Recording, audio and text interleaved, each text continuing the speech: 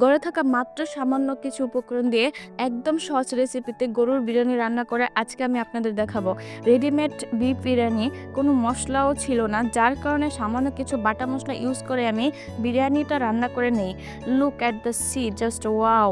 আমি প্রথমেই প্রেসার কুকারে কিছুটা তেল গরম করে নিয়ে দিয়ে দেবো কুচি করে রাখা পেঁয়াজ, তারপর ভালো করে নাড়িয়ে বেরেস্তা করে নেব। আর কিছুটা বেরেস্তা উঠিয়ে নিয়েছি, কারণ পরে বিরিয়ানি হওয়ার আগ মুহূর্তে ইউজ করব, তাতে বিরিয়ানিটার স্মেল ভালো হয়। মাঝে মাঝে আমার ইনস্ট্যান্ট বিরিয়ানি রান্না করে খেতে অনেক ভালো লাগে। বাইরে অস্বাস্থ্যকর বিরিয়ানি খাওয়ার থেকে ঘরেই মজাদার বিরিয়ানি রান্না করে খাওয়া যায়। তারপর কিছু গরম মশলা দিয়ে দিব, দেন দিয়ে দিব আদা বাটা, রসুন বাটা, জিরা বাটা, কাজু বাদাম অ্যান্ড পেস্তা বাদাম অ্যান্ড কাঠবাদাম একসঙ্গে মিক্সড করে নিয়ে আমি বেটে নিয়েছি। আর দিয়ে দিব আমার স্পেশাল মশলা বাটা। তারপর ভালো করে নাড়িয়ে দিয়ে দিব সামান্য পরিমাণ শুকনো মরিচের গুঁড়া কালার আসার জন্য। তারপর দিব স্বাদ মতো লবণ। দেন মশলাটিকে ভালো করে কষিয়ে নিব। মশলা যত কষাবেন বিরিয়ানি তত টেস্ট হবে।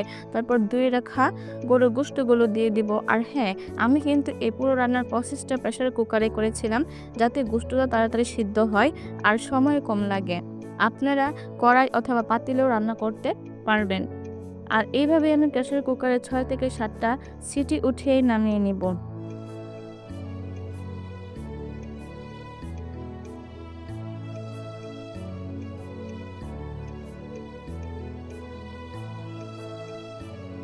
অন দ্য আদার হ্যান্ড, অপরদিকে আমি একটি কড়াইয়ে সামান্য তেল দিয়ে অল্প পেঁয়াজ কুচি এবং 2টা তেজপাতা আর 2টা এলাচ ও লং দিয়ে দিব। তারপর এটাকে একটু ভেজে নিয়ে তাতে দিয়ে দিব ধুয়ে রাখা পোলাওয়ের চাউল।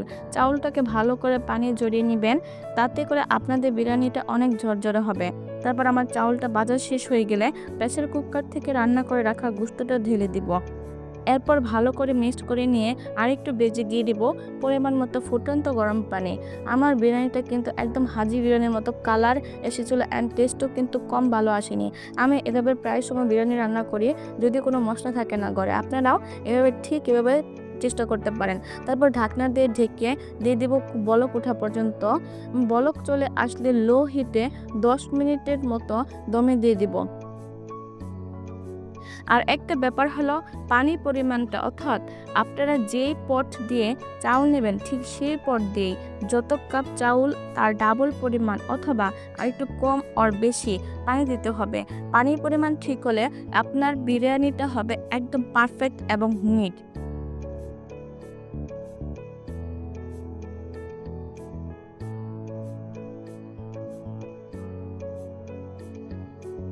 তারপর নামানোর আগে সেই উঠিয়ে রাখা পেস্ট বেরেস্তা এবং 2 চামচ ঘি দিয়ে দিব। আর এভাবেই আমার ঘরোয়া উপকরণের বিফ বিরিয়ানি একদম রেডি খাওয়ার জন্য।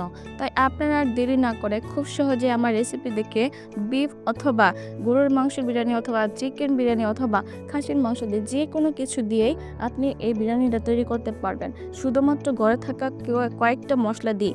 আমি যে পেস্তা বাদাম, আদা বাদাম সেই বাদামগুলো ইউজ করেছি, আপনারা চাইলে সেটাও ইউজ করতে না পারেন। কিন্তু এই বিরিয়ানিটা বিফ বিরিয়ানি চেষ্টা করবেন সরিষার তেল দিয়ে রান্না করার জন্য, এতে টেস্টিটা আরও অনেক বেশি ভালো হয়। এইভাবে আমার রেসিপি থেকে ফলো করে রান্না করতে পারেন।